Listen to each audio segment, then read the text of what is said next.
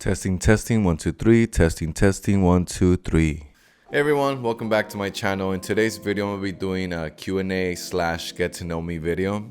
And I'm doing this because I haven't fully introduced myself, or I haven't really shared my design journey. And hopefully with this video, you're able to get to know me a little better. And yeah, with that being said, let's get started.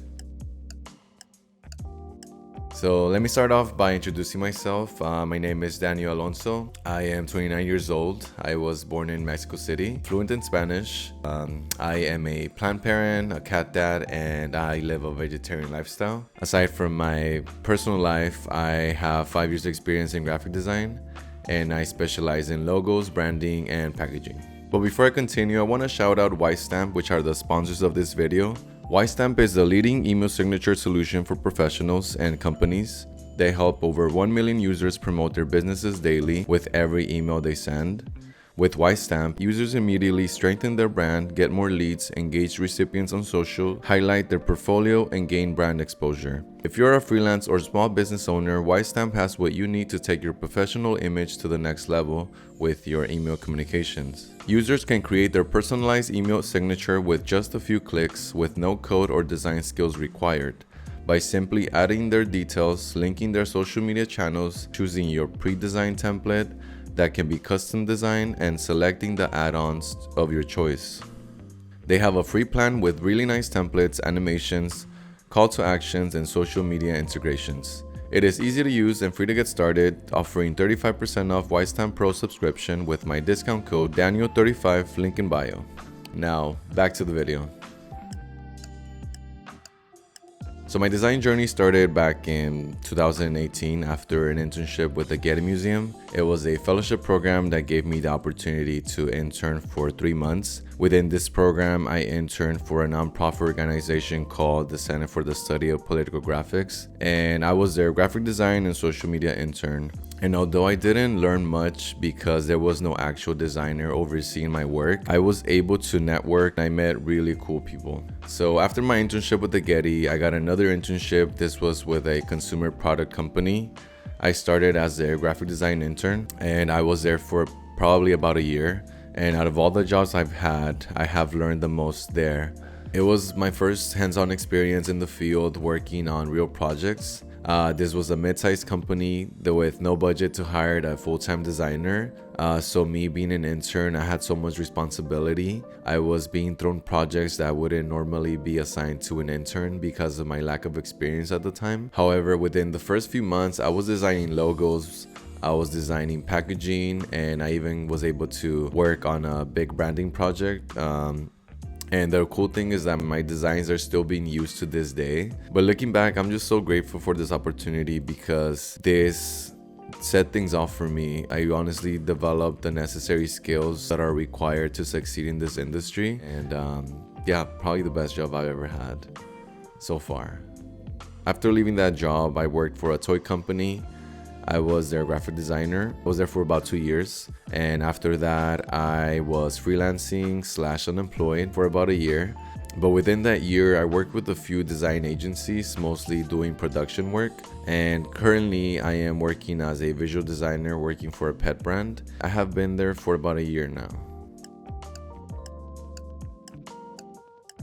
So looking back, I think there were 2 main reasons that I felt inspired into pursuing graphic design. In middle school, I became obsessed with this video game called Little Big Planet. This game had a creator mode similar to the Adobe software. What I liked about it is that it was a game within a game. I created many levels that I would then share online. I was able to build a community, and I wasn't like the best creator there, but I was pretty good. I was obsessed with this game, so I was pretty much there my whole high school years. That's probably how I became such an introvert. This game really became a creative outlet for me, and I think that was also like a big reason why I felt so inspired into pursuing graphic design. And my second reason, it was during high school. My senior year, I took yearbook class, which introduced me to the Adobe programs, mainly using InDesign. It was my first encounter with graphic design, playing with typography, colors, images. I eventually helped design a few pages of the yearbook,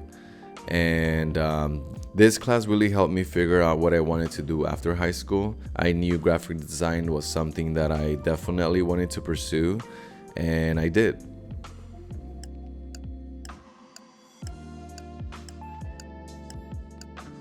Well, I've had many. I mean, back in my college days, I remember dropping my typography class 3 times because I just didn't feel like I was good enough. I would always compare myself to other students and I felt like they were just more advanced than me. I always felt out of place. I remember skipping class every time we would present our work during critiques. I was just so embarrassed of my design skills. This definitely was a challenge for me that I had to overcome, and eventually I overcame. But yeah, I was honestly so close to giving up and just pursuing something else. I just didn't feel like I had the skills to be a successful graphic designer. So I'm glad that I stuck it out and I kept practicing, and it just pushed me into becoming the best version. So for me, I don't think it's necessarily about staying inspired or motivated. I think discipline is key for me. Discipline provides the necessary structure and consistency to achieve like the things that I want to do. So I don't necessarily think it has to do with inspiration or motivation. Discipline is definitely what works for me.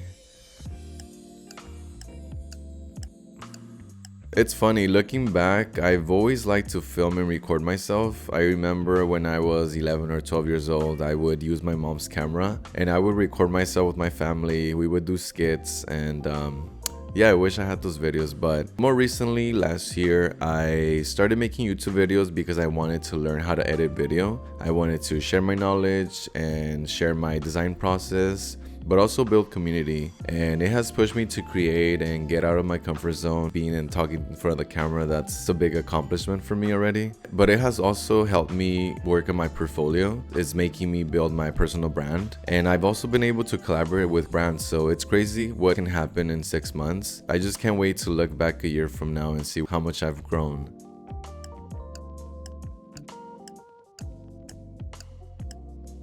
I like the idea of using YouTube for passive income, but I'm not sure exactly if I would want to do this full time unless I hired a video editor. But for now, I like the idea of having control of everything. I'm still learning video, I'm still learning how to edit. There's a lot that goes into creating video that I didn't know, and I think every YouTuber goes through this where it becomes a little overwhelming every time you make a video. But just having people reach out to me, having brands reach out to me, it just lets me know, and in some way it makes me feel validated for what I'm doing. But I'm also not just doing it for that. I'm doing it because I want to be able to just help someone in some way. And the biggest reward for me is honestly when people reach out to me through Instagram or YouTube, or they just like leave a nice comment. I think that's definitely the reason why I'm doing what I'm doing. And I love making videos and I love YouTube, and I don't see myself stopping anytime soon.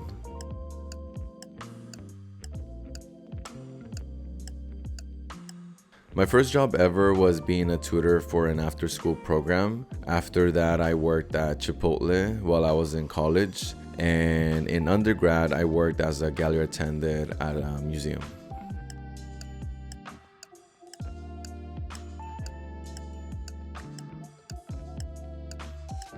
Yes, I got my bachelor's degree in graphic design and visual communications. It took me a while though to get my degree.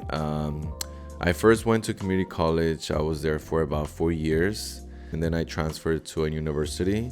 So it took me 4 years of community college and 3 years in undergrad. I had a full-time job most of the time while I was in school, so it was really hard to do both.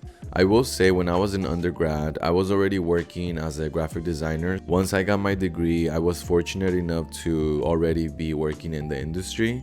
I didn't have to suffer after graduating. I mean, I was already working as a designer, so that was a nice part.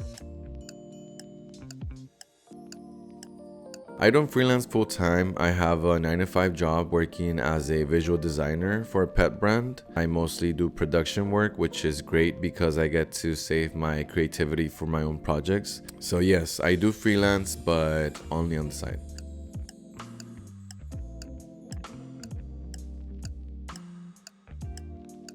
I actually really love this question. One thing I would say is to do your research. There's a lot of different paths that you can take in design. And if you are in school, I would highly encourage you to do a few internships, as this will help you gain experience in the real world. And you can also add that on your resume. Another piece of advice would be to be a good storyteller. In design, communication is very important.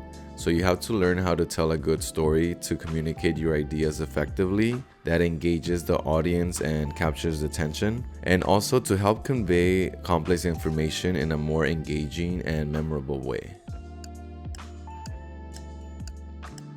My dream job is to have my own agency focused in branding and packaging one day. Obviously, still continuing working on my personal brand through YouTube. A big inspiration for me is Chris Do. That's someone who I really look up to, and just thinking to get to his level is just crazy, but I definitely feel like I would love to take on that path.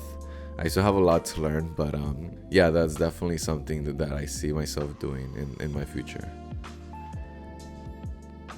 And that's the end of this video. I really hope you enjoyed this video. Hopefully you gained some knowledge. I tried to answer as many questions. I picked out the ones that I felt that were more important. But yeah, please don't forget to subscribe and turn on your notification bell so that you are notified every time I upload a new video. And leave a thumbs up if you found this video helpful. Hopefully you did. And thank you for watching, and see you in my next video.